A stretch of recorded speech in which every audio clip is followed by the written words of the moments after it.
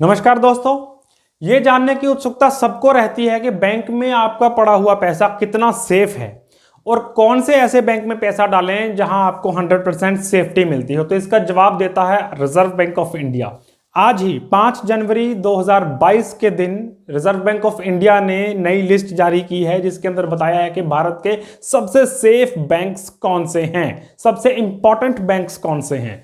तो ये खबर आपके लिए बहुत फायदे की साबित हो सकती है। लेकिन वीडियो में आगे बढ़ने से पहले ये जरूर जान लें कि जिन बैंक्स का जिक्र आरबीआई ने किया है उनको इंपॉर्टेंट बैंक्स या सेफ बैंक्स बताने का मतलब ये नहीं है कि बाकी सारे बैंक्स अनसेफ हैं। जिनका उस लिस्ट में नाम नहीं है वो अनसेफ हैं, वहां से पैसा निकाल लेना चाहिए, वहां पैसा डूब जाएगा या बैंक डूब जाएगा, ऐसा कुछ भी इसका मतलब नहीं है।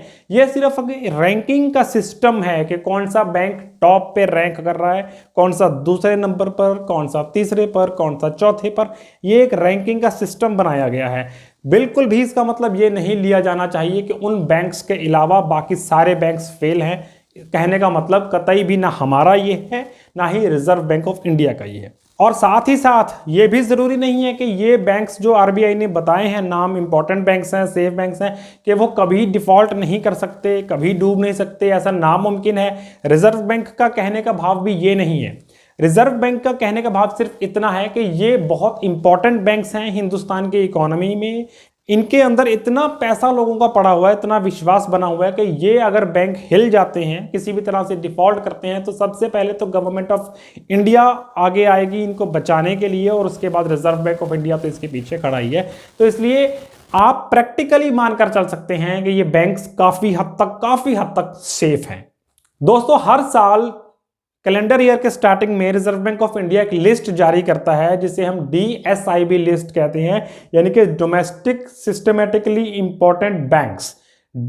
डोमेस्टिक सिस्टमेटिकली इंपॉर्टेंट बैंक्स की लिस्ट जारी करता है, और आज 5 जनवरी 2022 के दिन ये लिस्ट जारी की गई है, जिसमें पहला नाम लिस्ट में सबसे ऊपर आया है स्टेट बैंक ऑफ इंडिया का, दूसरा नाम HDFC बैंक, तीसरा नाम है ICICI बैंक।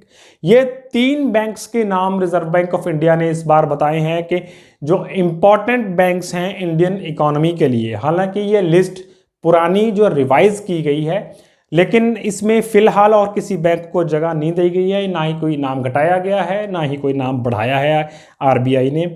लेकिन एज अ रिटेल इन्वेस्टर आप लोग इन 3 बैंक्स के अंदर तो बेफिक्र होकर अपना पैसा डाल सकते हैं।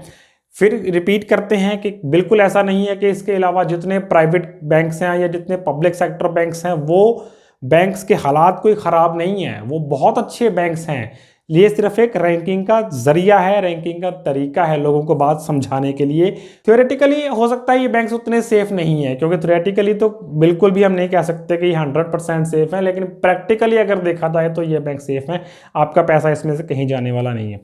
दोस्तों, नेक्स्ट वीडियो में हम आपको बताएंगे कि 5 लाख रुपए तक का इंश्योरेंस जो आपको बैंक के अंदर मिलता है अगर बैंक डूब जाता है, उस 5 लाख के इंश्योरेंस को आप कैसे बढ़ाकर 10, 20, 30, 40 लाख तक भी ले जा सकते हैं, जो कि पूरा लीगल वे बताएंगे हम।